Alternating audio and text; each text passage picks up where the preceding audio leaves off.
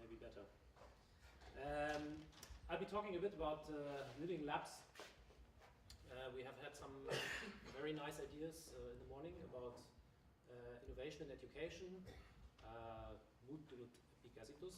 how to enhance this, how to change it. Games were mentioned and all kinds of other things. And so there's lots of potential how we can change education. But I'm starting off with a little bit of a party pooper question here. So why are we actually so bad in turning research into practical innovation? That is a question that has been bothering me for quite some years. But we are not alone with this, so this is not only an issue in education. Some of you may know this book, for example, by Paul Kirschner and others who are claiming in education we are following some myths that are not backed by any research. Our teachers, our students, and why don't we follow what is really proven and what really research has shown. Another example, investments in ICT for learning. So European Commission, Estonia, many other countries have invested massively into research, how to employ ICT in education in an effective way. I think we are now in a state where we actually have quite good knowledge, quite good research on what works and what doesn't.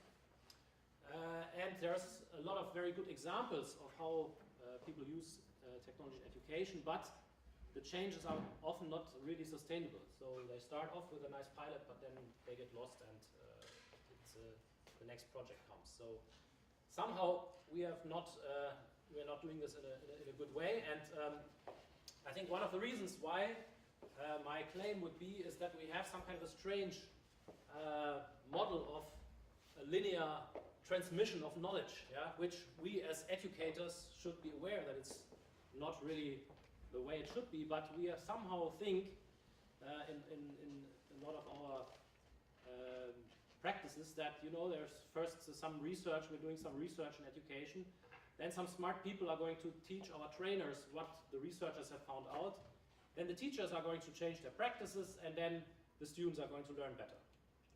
This is somehow what we have, or what reflects a lot of our practices. And I think this model is, of course, broken in many, many different places. So research and practice are very far apart, and this is surely not how it's really going to work effectively. So I'm going to today suggest a new model that we have been working on in Tallinna University now with a lot of colleagues. We call it living labs, and I try to convince you that it's the right way to go forward. Here's just a little overview. So we have this focus area at Tallinna University called Education Innovation, and there's lots of different institutions that are actually contributing or trying to contribute to this focus of education innovation. It's actually also interdisciplinary topic, so it's the School of Educational Science, of course, but also psychology, science education, and also education technology. So they all try to contribute to the same aim. Okay, you've seen this picture before. I'm explaining it quite briefly now. So this is our model of how to better transfer research into practice. So very centrally here is what I call a community of researchers, or team of researchers and teachers in this case. And what they're doing is actually they're co-designing together an intervention, pedagogical intervention in their schools, for example, how to, for example, introduce inquiry-based learning in science education. So these might be different science teachers who come together and design kind of a new way of doing inquiry-based learning in their schools. They come from different schools, they come together, and together with the researchers they are designing a new model of how to do that in their schools, very practically. But they are also designing together a research process around this. So to really establish, is this new way now really more effective than the old way?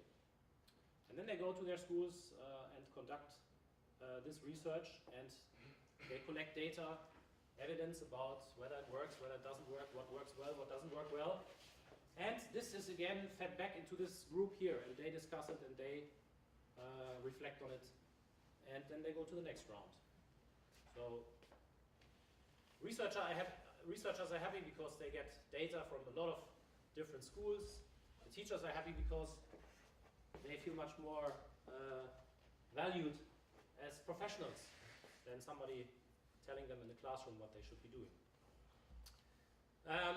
Here's 3 models that we have come up with very concretely for our situation here. So how could these living labs look like? So one could be kind of university school networks, so similar to the model I explained before, so networks of interested researchers and teachers working together on a particular topic.